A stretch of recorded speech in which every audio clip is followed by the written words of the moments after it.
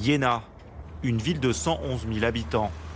Elle est la toute première commune d'Allemagne à avoir imposé le port du masque obligatoire dans le cadre du déconfinement. La mesure est valable dans les transports, les magasins, mais aussi au lycée. Bonjour messieurs, dames, bienvenue dans la classe. Ces élèves de terminale retrouvent leur professeur de français après 7 semaines de confinement. Tous doivent se protéger la bouche et le nez. Il faut s'habituer parce que la respiration est très différente, je pense.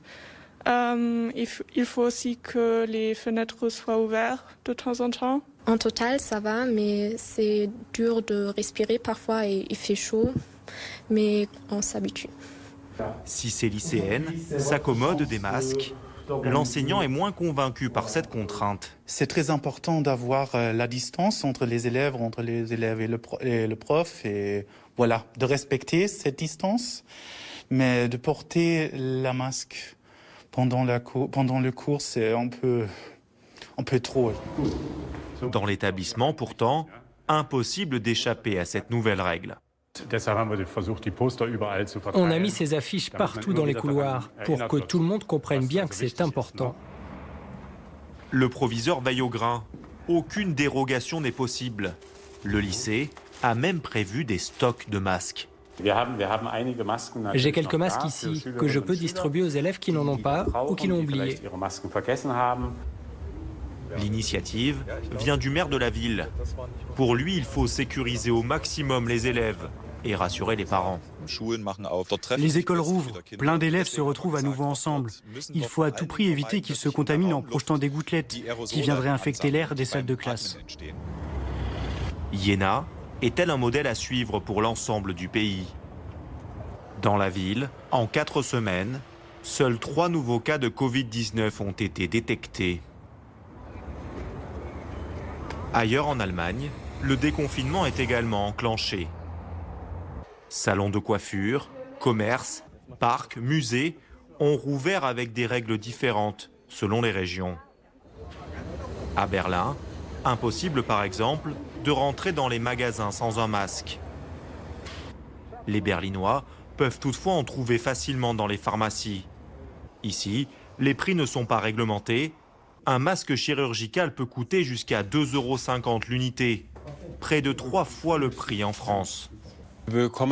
J'ai suffisamment de stock. Depuis 2 semaines, il n'y a plus aucun problème d'approvisionnement. En cas d'oubli, on peut même en acheter en tissu dans des distributeurs du métro.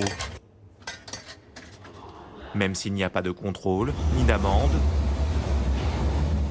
il faut obligatoirement en porter un. Les autorités en appellent au civisme des passagers.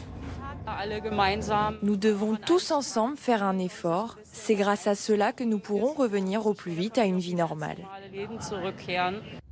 Autre obligation, la distanciation sociale. Mais dans la rue, devant ces boutiques, les clients sont souvent trop proches les uns des autres.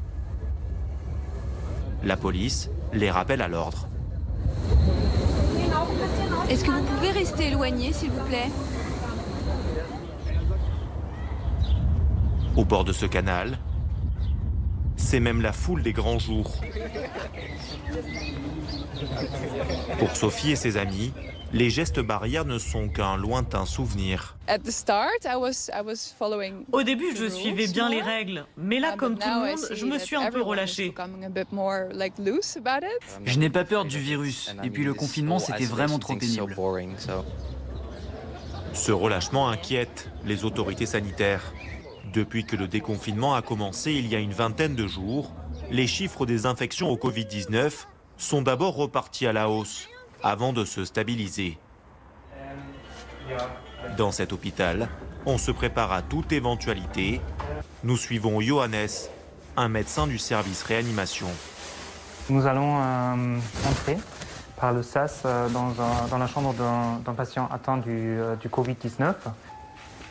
Ici, seuls 4 patients sont traités pour le coronavirus.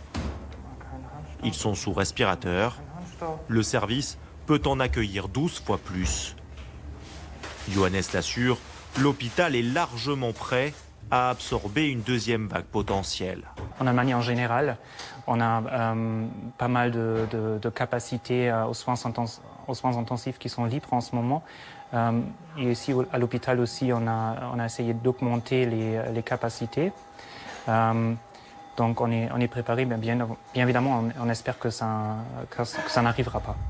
En plus des structures hospitalières, l'Allemagne mise sur les tests. Plus de 800 000 sont effectués par semaine dans le pays, 4 fois plus qu'en France actuellement. Cette entreprise, spécialisée dans le traitement des maladies génétiques rares, s'est adaptée pour produire des tests à grande échelle. En 4-5 heures, on peut faire jusqu'à 300 échantillons à la fois. Donc, c'est rapide, oui. Prix d'un kit de test, 35 €. L'objectif est ambitieux, passer de 25 000 tests produits par semaine à 500 000.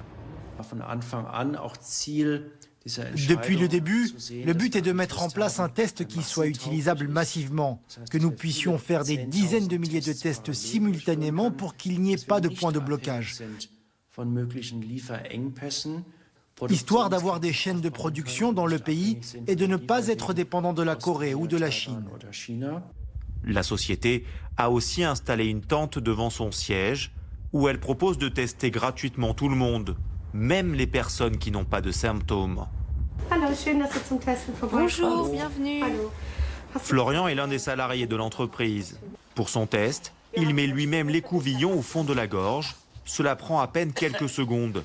Et tous ses collègues ont l'obligation de faire la même chose. On fait tester tous les salariés 2 fois par semaine. Tous les 4 jours, on a donc les chiffres des contaminations qui tombent. Comme ça, s'il devait y avoir un cas positif, il serait mis directement en quarantaine chez lui. Avec ces mesures, l'Allemagne compte rester l'une des nations européennes les moins touchées par le coronavirus. Le pays recense environ 7000 décès dus au Covid-19, près de 4 fois moins que la France.